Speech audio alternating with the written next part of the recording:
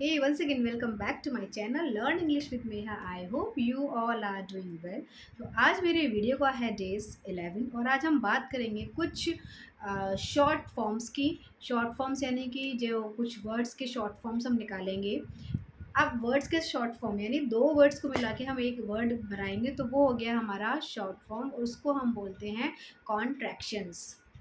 तो कॉन्ट्रैक्शंस क्या है? What is contraction?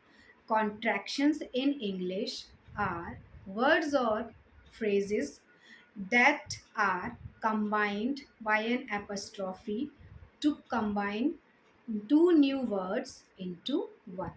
दो वर्ड्स को एक में जब हम जोड़ देते हैं तो वो होता है हमारा contraction. Generally, contractions are made up of some common verbs, auxiliaries, modals that are attached to each other. आपने पढ़ा होगा कहीं पर भी बहुत नॉर्मल जो मैं बोल रही हूँ जैसे कांट, डोंट, आई हैव, तो ये कॉन्ट्रैक्शंस हैं जिसमें हमने डोंट में डू नॉट को हमने जोड़ के डोंट बनाया, कांट में कैन नॉट को जोड़कर कांट बनाया और आई हैव में आई और हैव को जोड़कर आई हैव बनाया. तो इनका जो प्रोनंसिएशन है वो भी जब हम बोलेंगे थोड़ा सा डिफरेंस होगा क्योंकि हम जब पूरा लिखा होता है तब हम पढ़ते हैं डू नॉट और जब इसको कंबाइन में पढ़ते हैं एज ए कॉन्ट्रैक्शन पढ़ते हैं तब इसको हम बोलते हैं डोंट. तो चलिए देखते हैं इसी से रिलेटेड कुछ एग्जांपल्स. आप देखें, सुने और बोलें. जनरली जब आप देखोगे आई एम, तो अब जब हमने पूरा लिखा है आई एम तो हम इसको बोलेंगे आई एम, लेकिन जब हम इसको कॉन्ट्रैक्शन में लिखेंगे यानी आई बनाएंगे, एपोस्ट्रॉफी लगाएंगे और एम यानी एम का हमने एम लिया है तब हम इसको कैसे प्रोनाउंस करेंगे? तब हम आई एम नहीं बोलेंगे, तब हम बोलेंगे आई एम, आई एम.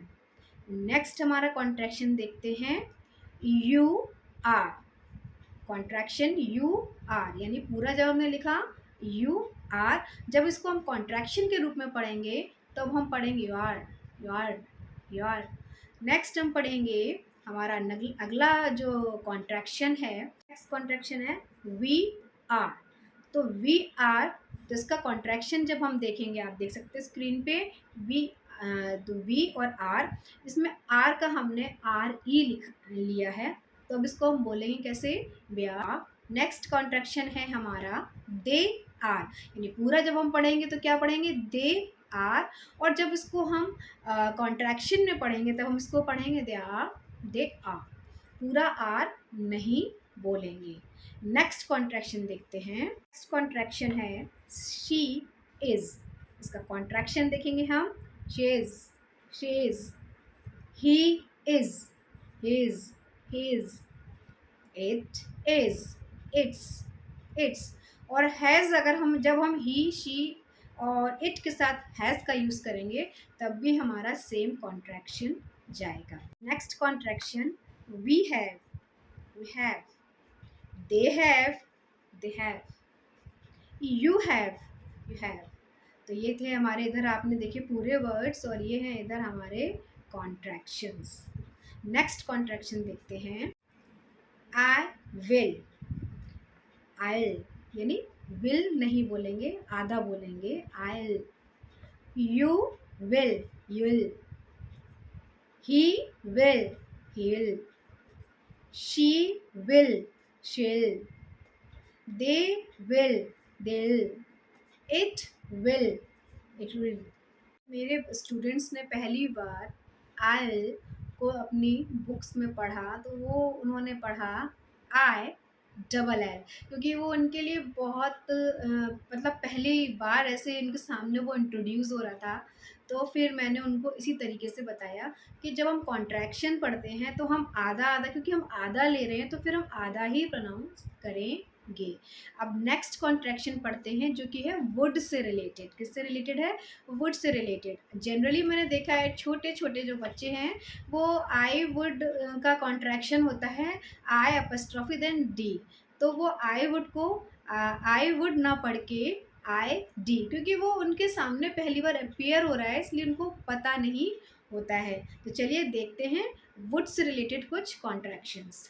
तो जैसे हमने इज़ और हैज़ के लिए एक ही कॉन्ट्रैक्शन यूज़ किया था, तो यहाँ पर हैड और वुड के लिए एक ही कॉन्ट्रैक्शन यूज़ होगा, यानी एपस्ट्रॉफी के बाद डी लगाया जाएगा, हेड के लिए भी और वुड के लिए भी। चलिए देखते हैं इसी से रिलेटेड कुछ एग्जाम्पल्स। तो अब हम बात करेंगे वुड्स और हेड से रिलेटेड हमारे कॉन्ट्रैक्शन की। इनका एक ही फॉर्म होगा, यानी ही और शी या आई के पहले के बाद एपस्ट्रॉफी लग के और डी लग जाएगा, जो सिम्बलाइज करेगा वुड और हेड को। तो चलिए देखते हैं। I would, I'd, you would, you'd, he would, he'd, she would, she'd. तो ये थे कॉन्ट्रैक्शन वुड से रिलेटेड, और यही सेम जाएंगे आपसे, आपका हेड से रिलेटेड भी यही सेम कॉन्ट्रैक्शन जाएगा। चलिए देखते हैं कुछ और कॉन्ट्रैक्शन। अब हम बात करते हैं कुछ नेगेटिव कॉन्ट्रैक्शन से रिलेटेड, जहाँ पर नॉट का यूज़ करते हैं, जैसे कांट यानी कैन नॉट, डोंट यानी डू नॉट। तो इसी से रिलेटेड हम कुछ कॉन्ट्रैक्शंस की बात करते हैं।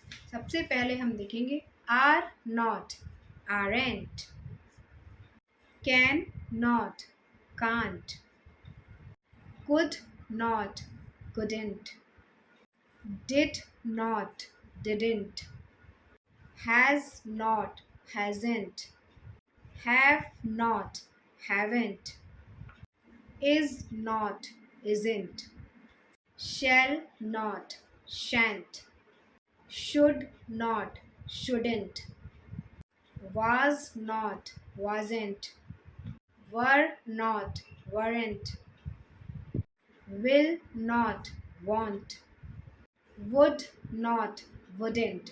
तो ये थे हमारे कुछ कॉन्ट्रैक्शंस। आई होप ये आपके लिए बहुत हेल्पफुल होंगे, और ज़्यादातर हम स्पोकन में ये कॉन्ट्रैक्शंस को यूज़ करते हैं। तो आई होप आपको ये वीडियो आज का बहुत अच्छा लगा होगा, बहुत ही इंटरेस्टिंग लगा होगा। अगर मेरा वीडियो अच्छा लगा है then please like and subscribe to my channel learn English with Neha. मिलते हैं फिर एक और नई वीडियो के साथ। Till then bye bye.